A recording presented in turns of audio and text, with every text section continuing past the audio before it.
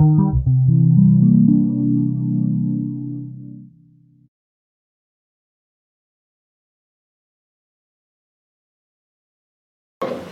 you very much. It's great to be here.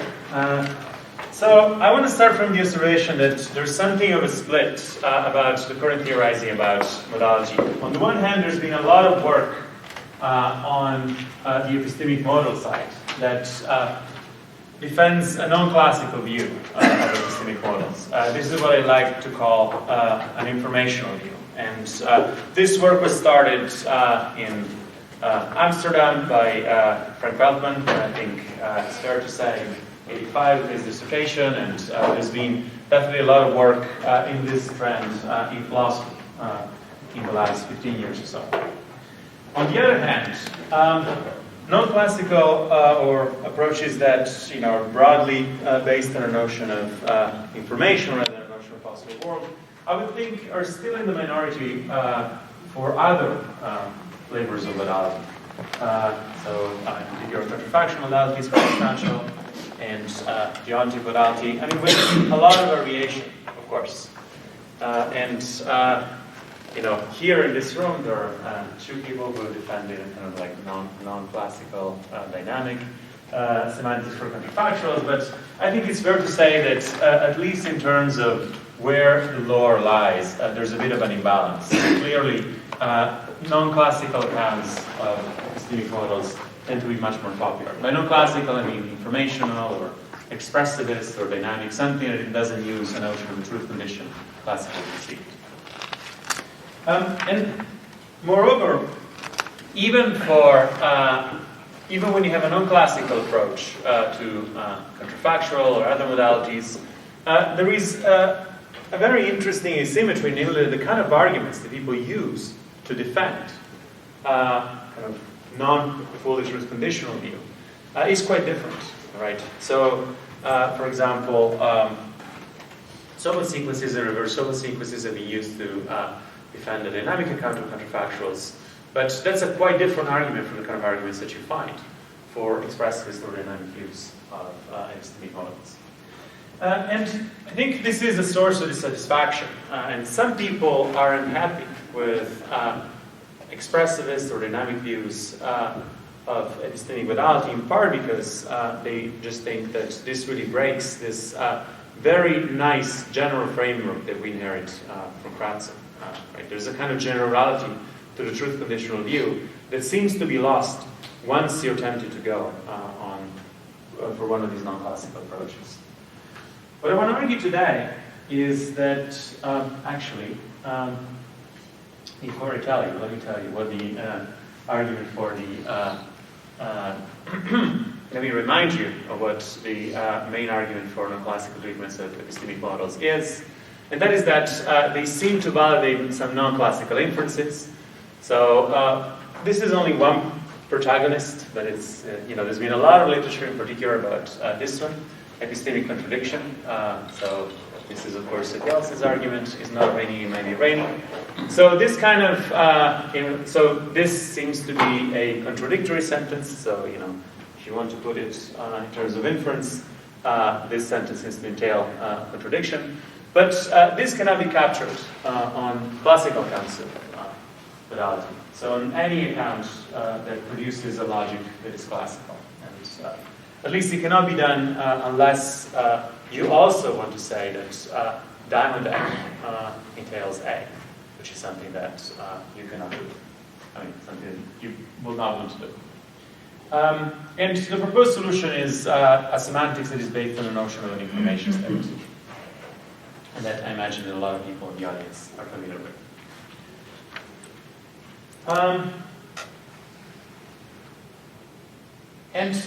These arguments don't seem to generalize to other flavors of modalities, in particular counterfactuals. So if you have something like true, it's not raining, but it might have been. Well, this is a perfectly fine sentence. In fact, it's a very standard usage of a kind of metaphysical might. And perhaps there are other sources of non-classicality, as I said, reverse Sobel sequences. But even so, it's striking that you have different arguments, and moreover, it looks like the theories that you get have a pretty different architecture. Right? So there seems to be, even if we want to go somehow non-classical, we get different motivation and different theories in each of the cases. So the goal that I have for today is to argue that this difference is illusory. And in particular, I want to argue that at least some arguments for non-classical theories for epistemics are really instances or more general arguments for non-classical theories of modality, or at least they generalize across flavors of modality to counterfactual modality. And I'm going to be drawing from kind of classical, the classical Stonecker-Lewis debate. I think this really takes us back to the very basic debates that Stonecker and Lewis were having in the 80s, and 70s and 80s regarding conditional excluded middle and the interaction between Wood and my counterfactuals that was also mentioned in the previous talk. And I'm going to put on the table a proposal, or at least the beginning of a proposal, for addressing this tension. And this is a semantics that is based on the possibility modal logics that were initially invented by Lloyd Humberstone in '81 in a paper called From Worst Possibilities, and that are now being explored in much greater detail, in particular by Wes Holliday in work in the last 4 or 5 years or so, and also very recent work. So the basic feature of this framework is that possibilities are something like thicker entities than possible worlds. And the initial motivation for this framework is to do modal logic without assuming there is something like a fully determined state of affairs. But rather, you have a model where you can get from a possibility to a more determinate possibility to a more determinate possibility without a bottom, essentially. So the use of possibility, and this kind of notion of possibility is linked with the notion of indeterminacy. And I basically want to draw an analogy between what goes on in this kind of semantics and essentially informational semantics, existing informational semantics for epistemics. Okay. There are going to be a few payoffs. I think this gives us a good solution to a persisting problem about counterfactuals. It gestures towards a unified semantics for various flavors of modality. I'm not going to be talking about this at all today, but I think there's going to be a lot of hope for assigning probability to modal claims in a way that probabilities of conditionals and conditional probabilities might come aligned in a way that some people find desirable. I think there are also analogies with work that Stefan and other people have done on this field. And then also I think there's a new way of thinking about modal expressivism that is suggested by this. I'm not gonna. I think there's some kind of philosophical speculation to do here. I'm not going to do it today, but if you have questions about it, I'm interested to answer. I'm happy to answer. Also interested. Also happy. Okay, background. So if you're spending your Saturday afternoon at a conference of conditionals, you've seen Lewis's semantics for counterfactuals. But let me just remind you some features of that semantics. So it's what is called variable strict semantics. So the key feature is a comparative closeness relation that compares two words with respect to how similar they are to a base word. This relation induces a pre-order on the domain of possible worlds, that is, a ranking with types. And at least with some approximation, that is, making the limit assumption, we can say that the function of the comparative closeness relation is to single out a set of maximally close worlds to your base world. Okay. And then the resulting meaning is what you see at the bottom of the slide, and it should be something that is fairly familiar to pretty much everybody in this room. Okay. There is a well-known issue for this semantics, namely that it does not vindicate a logical principle that seems to be, in fact, valid, namely conditional excluded middle. So conditional excluded middle is a claim that sentences of the form if A would C or if A would not C are valid under something like logical truths. There are many arguments for CEM. And here, for reasons of time, I'm just going to rehearse one, and that is the argument from what I call scopelessness. And this is the argument that counterfactuals are semantically scopeless. That is, their meaning is not affected by where you place certain logical operators. So whether you place an operator inside the consequent of a counterfactual, whether you place it outside the whole counterfactual, doesn't seem to affect meaning. And this is true for negation. So if I say, it's not true that Frida had taken the exam with the past, it seems to say the same thing as Frida had taken the exam with not a past. You can play the same trick not with the verb negation, but with items that build negation into lexical meanings. So assuming that doubt means believe that not, maybe it's a bit weaker, but it still works to see the analogy. I doubt that if Frida had taken the exam with the past, seems to be roughly at least the same thing as I believe that if Frida had taken the exam she would have failed, assuming that failing is not passing. And the same thing you can see with quantifiers. So I'm not going to read the example, but the point is you get this kind of scopelessness phenomenon that a number of people have pointed out. I believe the first person to point it out is Higginbotham, although maybe one of others. And this is a problem for variable strict semantics. The reason being that, I mean, the easiest way to see this is that if you have a quantifier, in particular a universal quantifier, you expect it to have scope interactions with negations. So not for all does not say the same thing as for all not.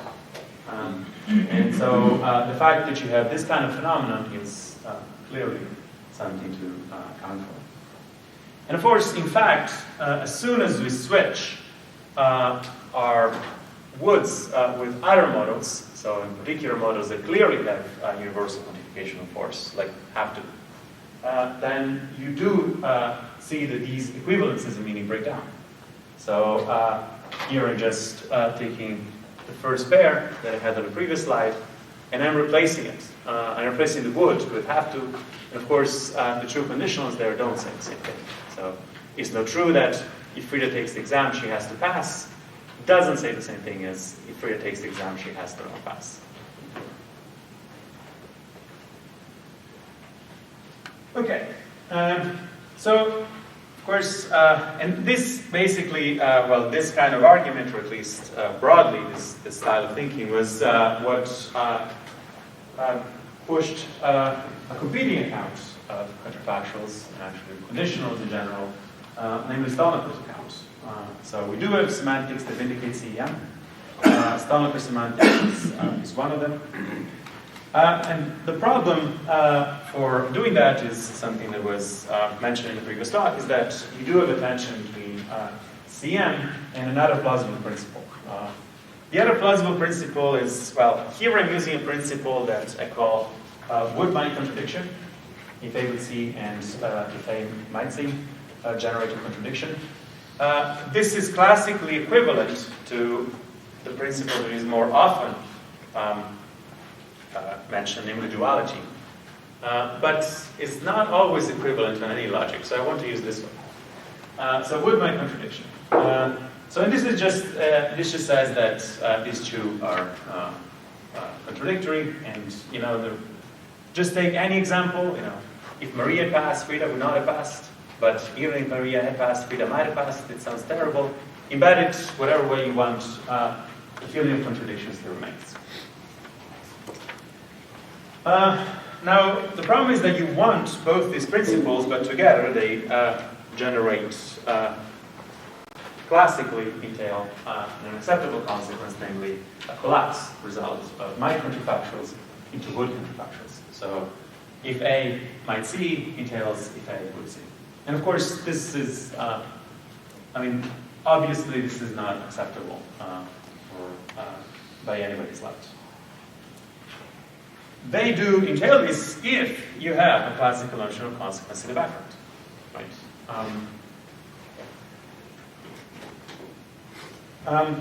And as I said, I want to make sure to keep would-might duality distinct, would-might contradiction distinct from duality, right? And it's important that all you need to get to collapse is Wood-Might contradiction, because actually the proposal that I'm going to put on the table is going to vindicate Wood-Might contradiction, but not exactly duality. Okay, how am I doing in time?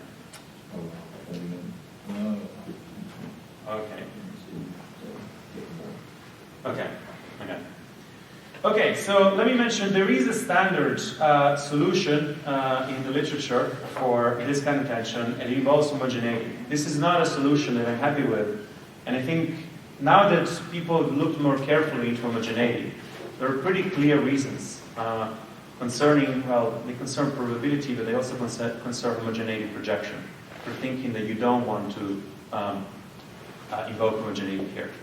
But for reasons of time, I'm going to skip this, and we can talk about this later on. I have some extra slides just about this topic.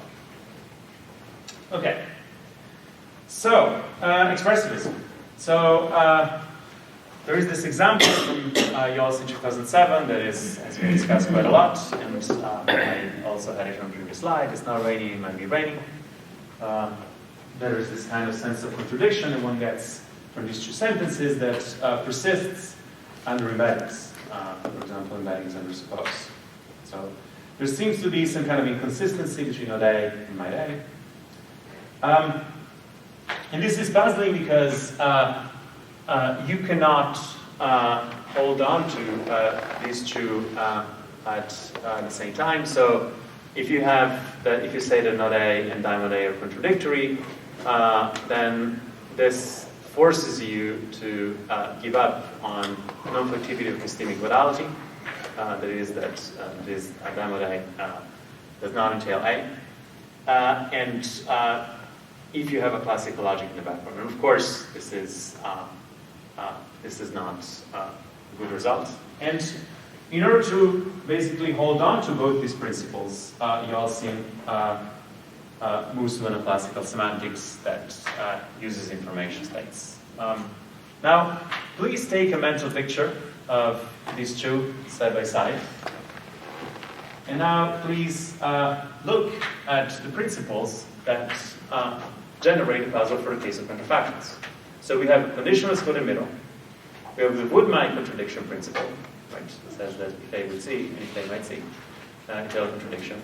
And then in the background, we have a principle that my conditionals should not be factive. That is, if A might C, should not entail if A would C. And now the claim is that once you see these two lists side by side, you can see that this principle, which is really this puzzle, which is really the classical Starnoff-Lewis puzzle about counterfactuals, is a conditional generalization of Yalcin's principle, of Yalcin's puzzle. So, and the hint is, well, try to plug in the tautology for the antecedent. Okay, and you see that the two principles, the two last principles, second and third, just collapse to Yalcin's principles, and then in addition, we have conditionals going in. Okay. So I think there's at least a suggestive idea here that we could try to think about this along the same lines that people have been thinking about the puzzle with epistemic contradictions. And so we could try to, and this would really be, I think, the kind of generality that we haven't encountered yet in the literature on expressivism or dynamic semantics. So people have done a lot of very interesting work in the case of epistemics, but they haven't really tried to apply similar tools to the case of counterfactuals. But I think this is exactly the motivation that we want in order to try that. And this is basically what I'm going to do in the remainder of the talk. So, as summing up claims, the classical debate about CM and duality seems to bring up attention for classical notions of consequence for conditionals, or at least that's one of the morals that you might draw out of this. And this encourages at least exploring a non-classical solution, where we want to see at least what it would look like to have kind of Yalcin-style solution, Feldman-style solution to the case of counterfactuals. And so if you want to take anything from this talk, even if you don't believe anything else that I'm going to tell you later on, here is at least a suggestion about how to look at our basic data. The problem that is raised by epistemic contradictions generalizes to other flavors of modality, if we know where to look. Okay, so now let me start putting together the pieces for a positive solution. So I'm going to start from Lewis. I'm going to use Lewis-style models. So there's going to be nothing really new in there. So I'm going to assume the usual relational comparative closeness, and I'm going to assume the usual ranking with ties. So basic models that look like this, exactly the way you know them. I'm going to be neutral in interpretation of closeness. I'm just going to be using the formal features of closeness, whether it is causal, whether it is kind of historical relation, doesn't matter for me. And then for simplicity, I'm going to be doing everything with the assumption we will finite linear worlds, just to make things simple. Okay, so the main point of departure is going to be in the way that I interpret closeness.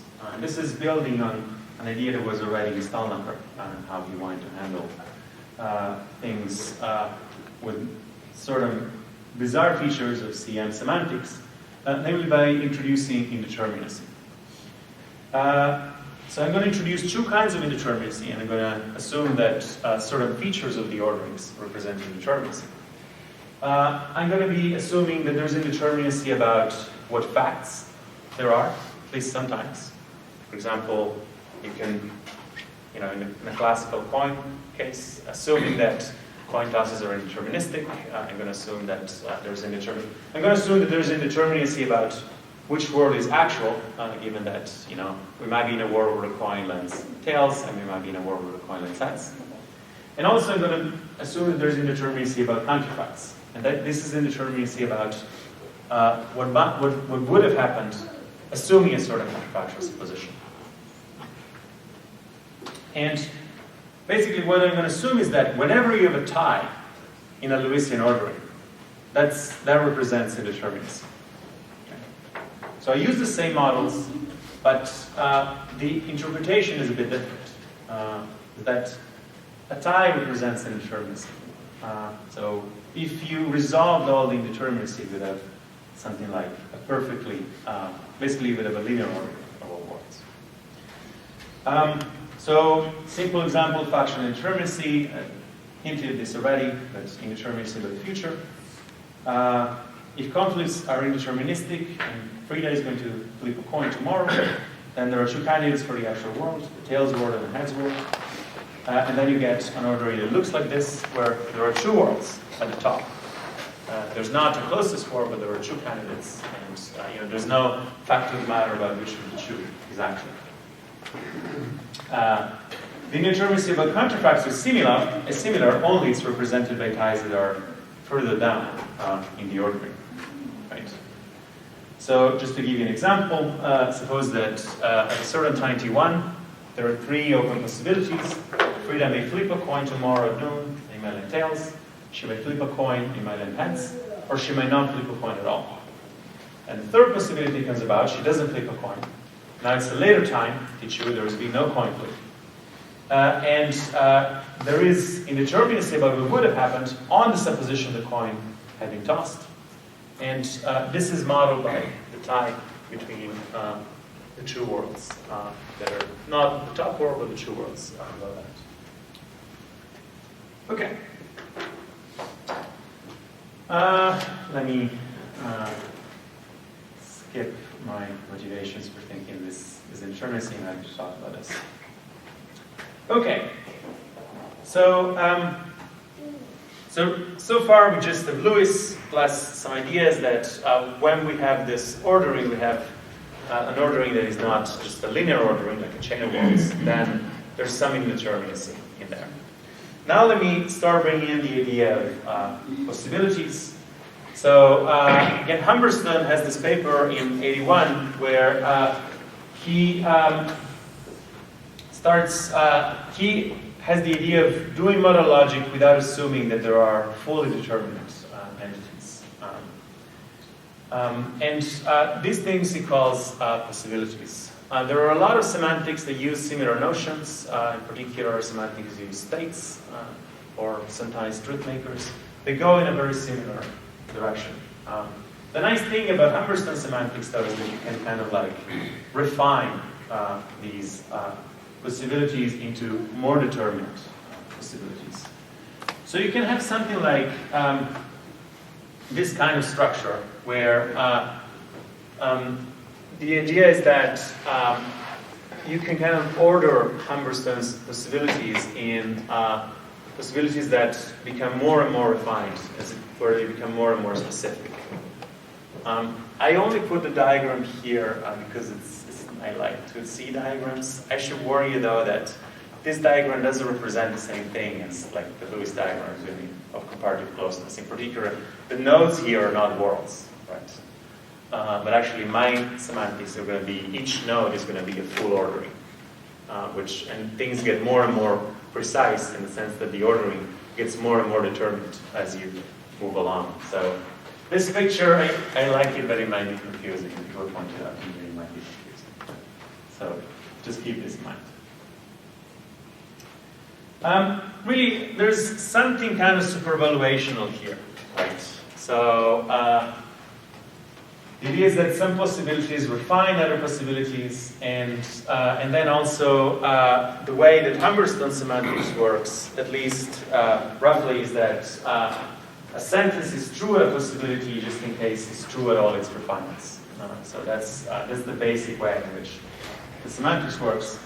It is more complicated, more technically sophisticated and simple superrelationism for the reason that you don't have ultimate atoms in a Humberstone system.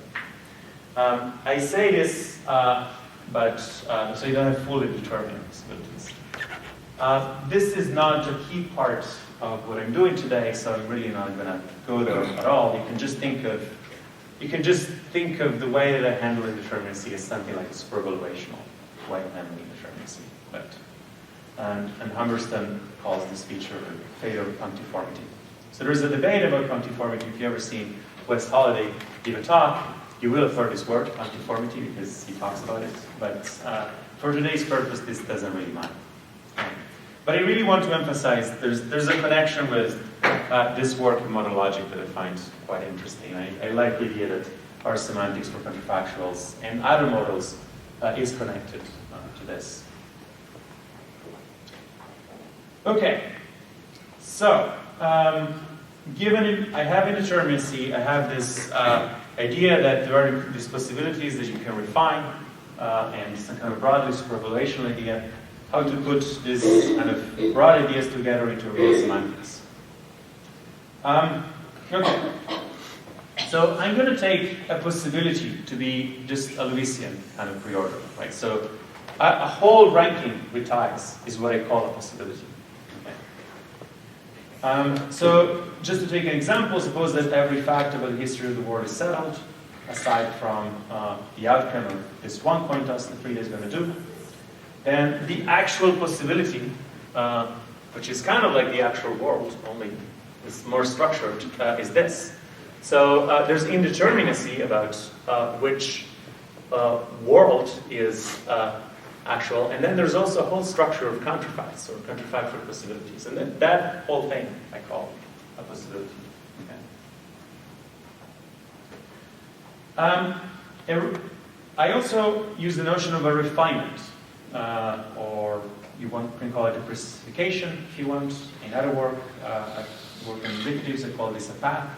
And that is basically a total order that agrees on the possibility on the non-ties and makes decisions about the ties. So here's a way in which you refine here's one possible way of refine a possibility. You just follow through the thick line. So you have an ordering that agrees on the rankings in the possibility, but then introduces some extra. Okay? Some extra kind of ranking. And of course, there are many refinements for every single possibility. I mean, unless you already have something that is already completely determined. So these are really the only two ingredients that I have. I have these possibilities that are kind of these Lewisian orderings, possibly with ties at the top. And then I have refinements. Okay? They're basically just these snakes going through possibilities or total orderings. With these two, I'm going to give you at least a toy semantics that handles both counterfactuals and non-counterfactuals and gets us the logical facts that we want. So skip this. The intuitive idea is the refinements are something like fully determined possibilities. You can think of those as the personifications in this way of thinking about things. And formally, they're just sequences of worlds, as basically you can see from the diagram. Okay, so now I'm going to tell you how some basic semantic clauses are going to work. I have one slide further down with the recursive clauses, but I'm going to try to do it just by using pictures. Okay. So I'm going to assume a possibility, and I'm going to tell you how things are evaluated at this possibility. So for simple factual sentences, here you have one possibility with several refinements, or at least two, which is what matters. Right, so there's this refinement, there's this refinement, there's this refinement, there's this, and so on. The semantics uses a possibility and a refinement parameter, so these two things. Truth at a possibility is truth at our refinements of that possibility. And in general, we define recursively truth at a refinement, but sometimes we can define directly truth at a possibility.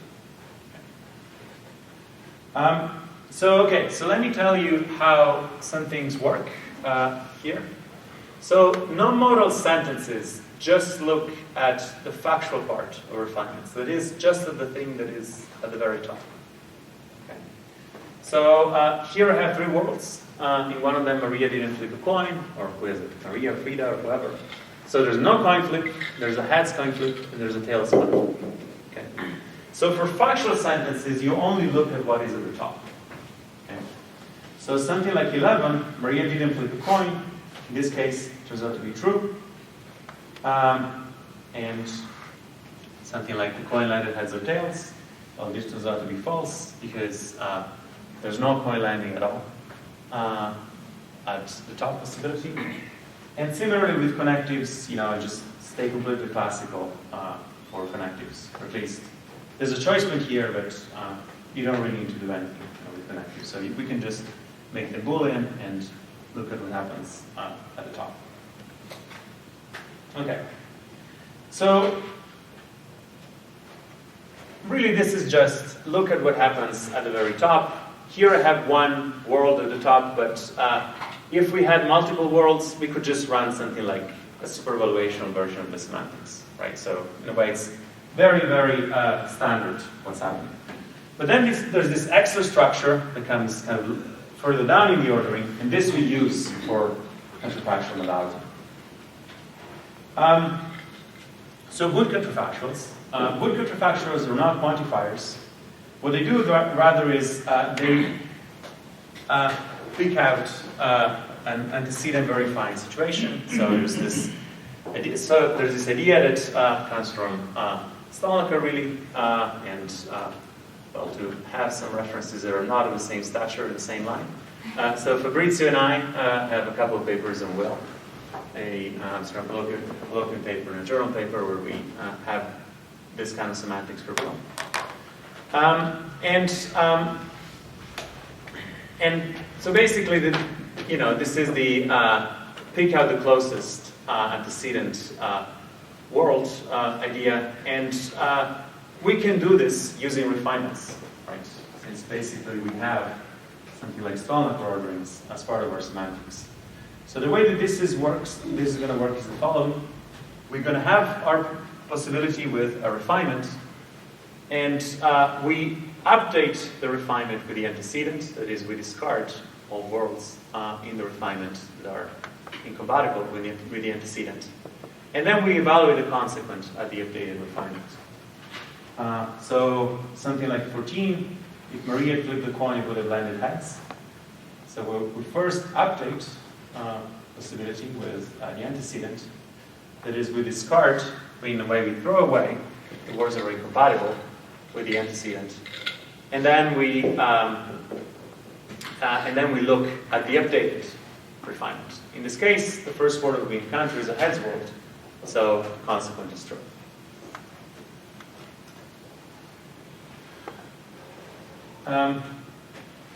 For my counterfactuals, what we do is we search for a refinement that, updated with the antecedent, makes the projacent of might true.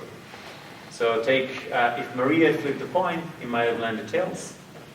So what we do here is we look at our refinements of this possibility and see if we find one such that, updated with Maria flipped a coin, it makes true that the coin lands tails.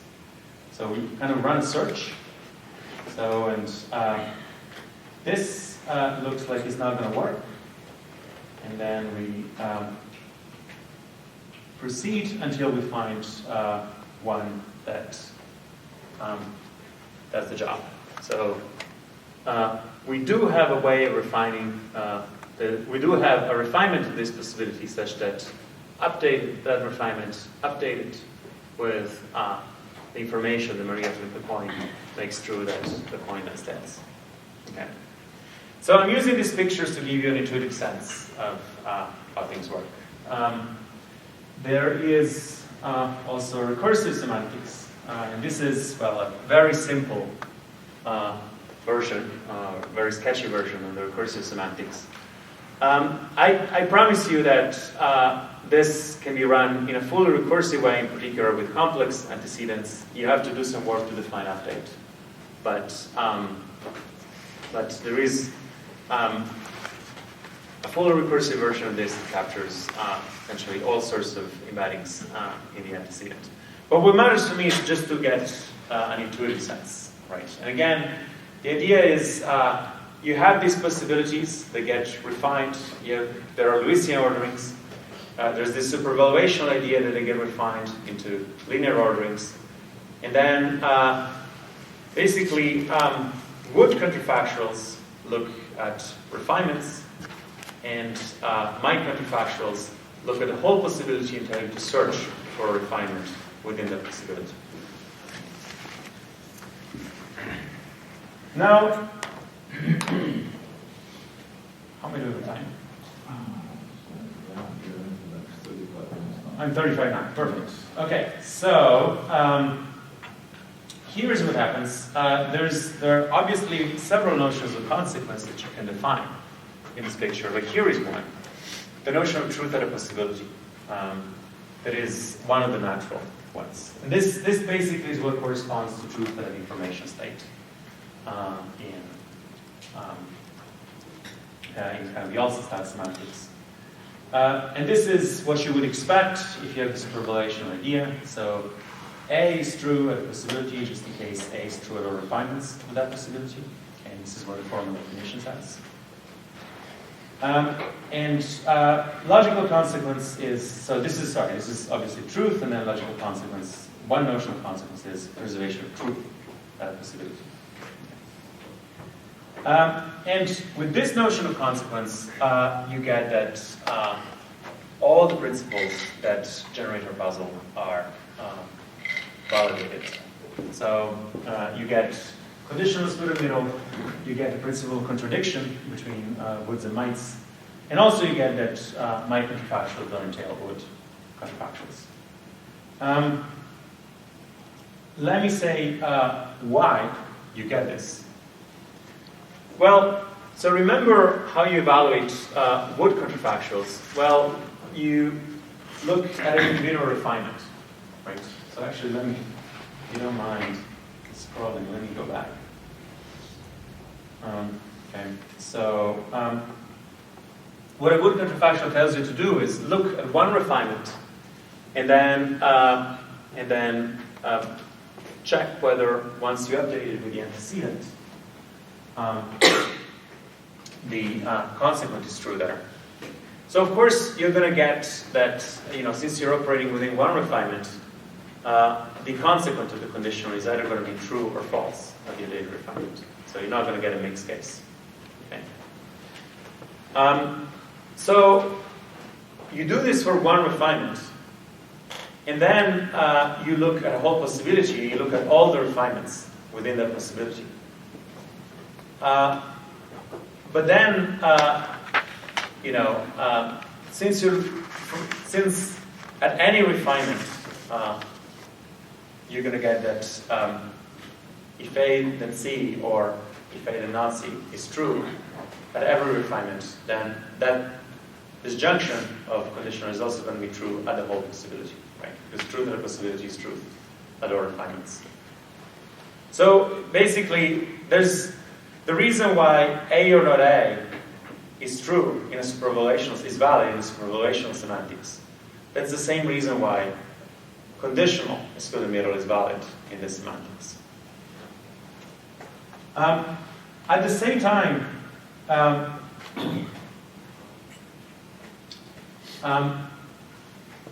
it is also the case that if A then not C and if A then might C, or counterfactual, cannot be true together at the same possibility.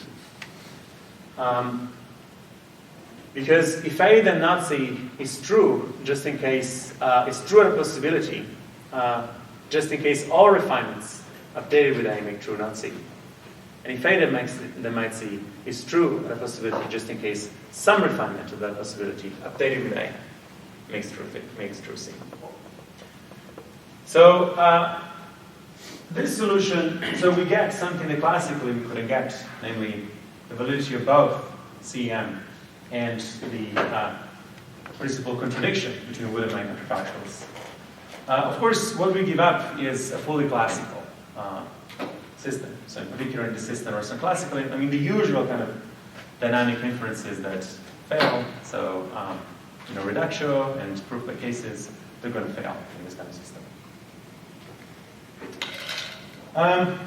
So what I've been doing is really giving you something like an informational version of semantics for counterfactuals that is kind of predicated on the idea that the kind of tension that we find for the case of epistemic models really can also be found in the counterfactual domain. You just have to do some kind of like recategorizing of some kind of classical puzzles that emerge in the literature.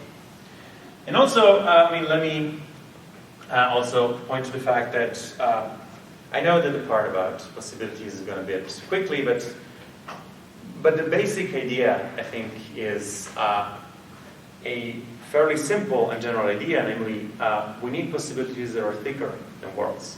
And if you think about what goes on in the literature and epistemic modality, that's pretty much what information states are. There are possibilities that are thicker than worlds. So I think that thinking of things in terms of possibilities, these modal entities that are thicker and less determinate than worlds, is something that may serve the purposes of a general semantics for modality that has some non-classical features. So the goal, the hope, is that we can go this route and meet the challenge of giving a non-classical semantics that is kind of very general. Applies to various flavors of modality. Okay, so just to give you a bit of summary, split in recent treatments of modality. There's been a lot of buzz about non-classical semantics for epistemic models. There's been some buzz about non-classical semantics for counterfactuals, but interestingly, the kind of arguments you find in each cases are different. I've argued puzzles that lead to non-classical semantics for epistemic models generalize. In fact, those puzzles are the puzzles that we find at the very beginning of literature on counterfactuals. And let me remind you of the basic features of the account. I've used this notion of a possibility, namely something that is thicker than a world, that leaves some questions unsettled. A sentence is true at a possibility just in case it's true at all the refinements. For the case of counterfactuals, you need to construe possibilities in a way that there is kind of like big orderings, because you also have counterfactual facts. But in a way that's something that we get already from Lewis. In this framework, if you set things up right, then it's easy to define meanings for good and might that solve Lewis solid potential. So that's all that I have to say. Thank you very much.